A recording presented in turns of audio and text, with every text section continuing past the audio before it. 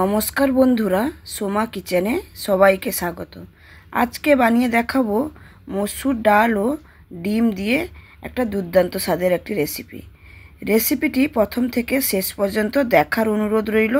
যদি ভালো লাগে তাহলে চ্যানেলটিকে লাইক, শেয়ার ও কমেন্ট ও সাবস্ক্রাইব করে আমার পাশে দেখতে থাকুন রেসিপিটি কেমন করে বানাই। এখানে আমি রেসিপিটা বানানোর জন্য প্রথমে নিয়েছি মসুর ডাল 1 কাপ মতন। এটাকে আমি 1.5 ঘন্টা মতন ভিজিয়ে রেখেছিলাম আর জল থেকে ছেঁকে এখানে তুলে নিয়েছি।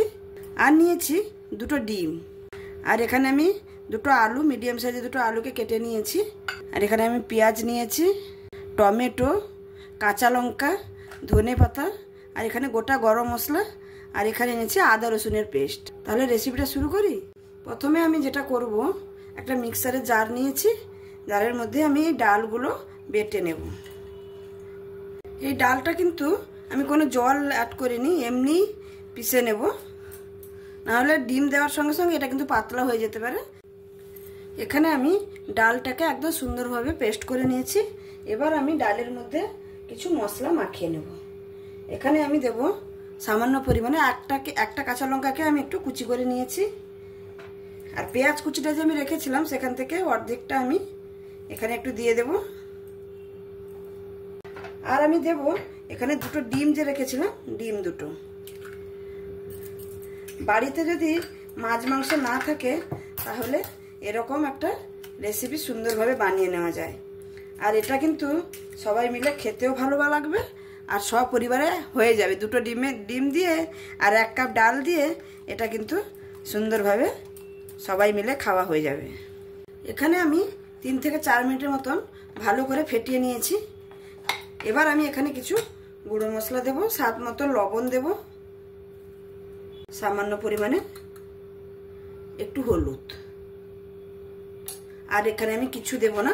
এইগুলো দিয়েই আমি আবারও 1 মিনিট ফেটিয়ে নেব। ফেটিয়ে নিয়ে এটা বড়া মতন করে ভেজে নেব।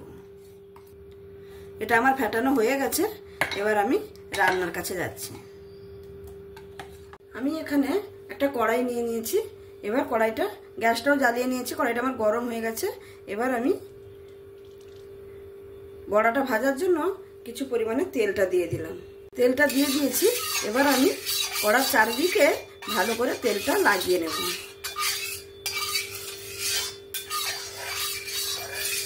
তেলটা এখানে আমি লাগিয়ে নিয়েছি। এবার আমি একটা করে বড়া ভেজে নেব। যেহেতু আমি এখানে ডালের সঙ্গে 2টো ডিম দিয়েছিলাম, আমার ব্যাটারটা এখানে একটু পাতলা মতন হয়েছে, সেই জন্য আমি একটা করে ভেজে নেব।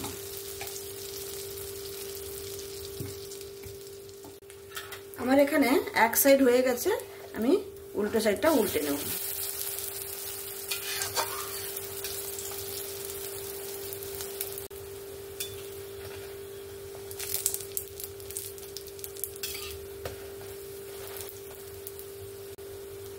এখানে কিন্তু আমার একটা বড় ভাজা হয়ে গেল, দেখুন কত সুন্দর ভাজা হয়েছে। এবার আমি এরকম করে সবগুলোকে ভেজে নেব।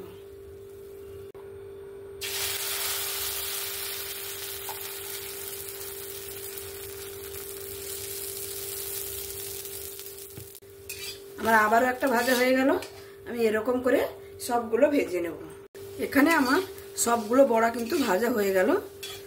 সব বড়াগুলো আমার এখানে ভাজা হয়ে গেছে। এবার ওই তেলের মধ্যেই আমি আলুগুলো ভেজে নেব।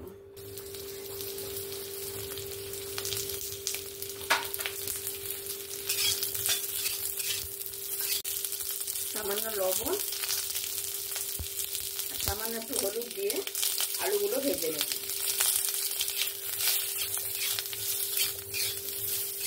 এখানে আমার আলুগুলো সুন্দরভাবে ভাজা হয়ে গেছে। আলুগুলো এবার তুলে নেব।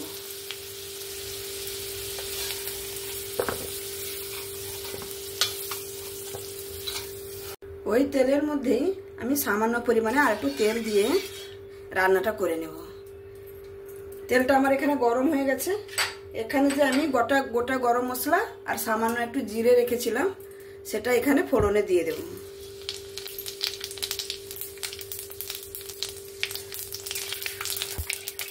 ফোড়নটা এখানে আমার হয়ে গেছে। এবার পেঁয়াজটা দিয়ে দেবো। পেঁয়াজটা যে কুচি করে রেখেছিলাম সেটা দিয়ে দেবো।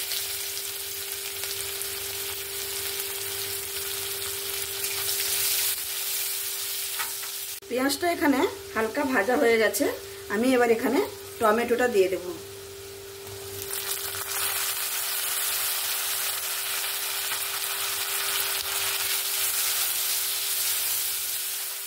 টমেটোটা দেওয়ার সঙ্গে আমি এখানে পরিমাণ মতন লবণ দিয়ে দেব।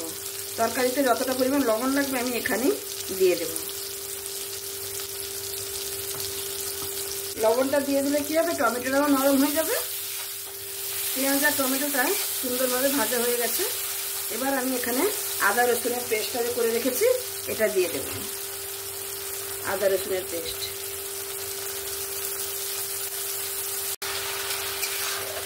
এখানে আমি আদা রসুনের পেস্টটা দিয়ে 2 থেকে 3 মিনিটের মতন ভালো করে কষিয়ে নিয়েছি। এই পর্যন্ত যদি আপনাদের ভালো লেগে থাকে আমার এই রেসিপিটি, তাহলে অবশ্যই লাইক, শেয়ার, কমেন্ট এবং সাবস্ক্রাইব করে আমার পাশে থাকবেন। আর যদি খুব ভালো লাগে তাহলে বন্ধুদের সঙ্গেও শেয়ার করার অনুরোধ রইল। এখানে আমার কষানো হয়ে গেছে। এবার আমি যে মশলা ধোয়া জলটা যে ছিল সেখানে আর একটু দিয়ে এটাকে আরও 1 মিনিটের মতন আমি কষিয়ে নেব। মশলাটা এখানে আমি সুন্দরভাবে কষিয়ে নিয়েছি। দেখুন তেলটাও ছেড়ে দিয়েছে। এবার আমি 2টো কাঁচা লঙ্কা যে রেখেছিলাম এখানে দিয়ে দেব। আর কিছু পরিমাণ গুঁড়ো মশলা এখানে আমি অ্যাড করব। লবণ তো আমি প্রথমেই দিয়েছিলাম, সেজন্য এখানে আর লবণ আমি অ্যাড করব না। এখানে আমি দেব পরিমাণ মতন হলুদ, একটু কাশ্মীরি লঙ্কার গুঁড়ো কালারের জন্য, আর একটু ঝাল লঙ্কার গুঁড়ো, আর এখানে দেব আমি সামান্য পরিমাণে একটু জিরের গুঁড়ো দিয়ে এটাকে আবারও কষিয়ে নেব 1 মিনিটের মতো। এখানে কিন্তু মশলাটাকে আপনারা যতটা সময় দিয়ে কষাবেন রান্নাটা কিন্তু ততটাই খেতে সুন্দর হবে। আমার এখানে মশলাটা সুন্দরভাবে কষানো হয়ে গেছে, তেলও ছেড়ে দিয়েছে। আমি এখানে সামান্য একটু চিনি দিয়ে দেব। চিনিটা দিলে তরকারির স্বাদটা একটু ভালো হয়। আর যদি আপনারা চিনি খেতে পছন্দ করেন না তাহলে এখানে এটা নাও দিতে পারেন। এখানে আমার সম্পূর্ণ মশলাটা রেডি হয়ে গেছে। আমি এখানে আলুগুলো যে ভেজে রেখেছিলাম প্রথমে এই আলুগুলো দিয়ে দেব। দিয়ে মশলার সঙ্গে ভালো করে 1 থেকে 2 মিনিটের মতন ভালো করে কষিয়ে নেব।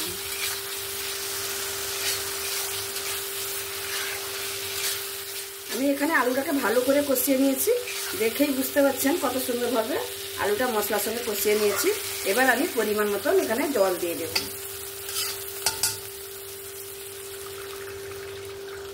জলটা এখানে আপনারা যে যার পরিমাণ মতন বুঝে দেবেন, যে যতটা জুস খেতে পছন্দ করবে। জলটা এখানে দিয়ে দেখুন ফুলটো চলে এসছে। আমি এখানে একটা ঢাকা দিয়ে দেব যতক্ষণ না আলুটা সেদ্ধ হয়ে যায়।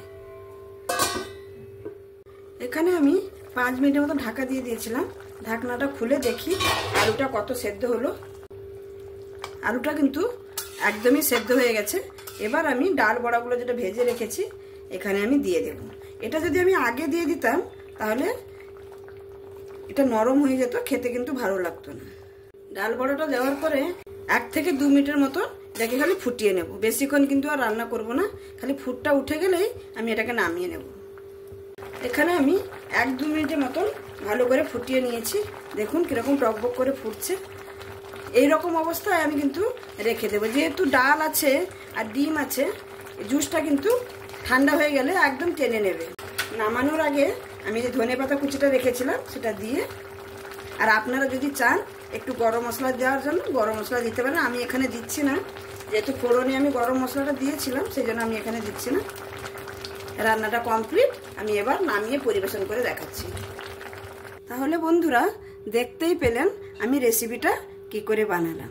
দেখুন দেখতে কতটা সুন্দর হয়েছে, খেতেও কিন্তু অসাধারণ হয়েছিল। এই রেসিপিটা খুবই কম উপকরণ দিয়ে বানিয়ে নেওয়া যায়, খুবই সহজ পদ্ধতিতে। তাহলে যদি আমার এই রেসিপিটা আপনাদের কাছে ভালো লেগে থাকে তাহলে অবশ্যই লাইক, শেয়ার, কমেন্ট এবং সাবস্ক্রাইব করে আমার পাশে থাকবেন। পাশে থাকলে আমি আরও নতুনত্ব ভিডিও নিয়ে, রেসিপি নিয়ে আপনাদের সামনে আসতে পারবো, আপনাদের উপহার দিতে পারবো।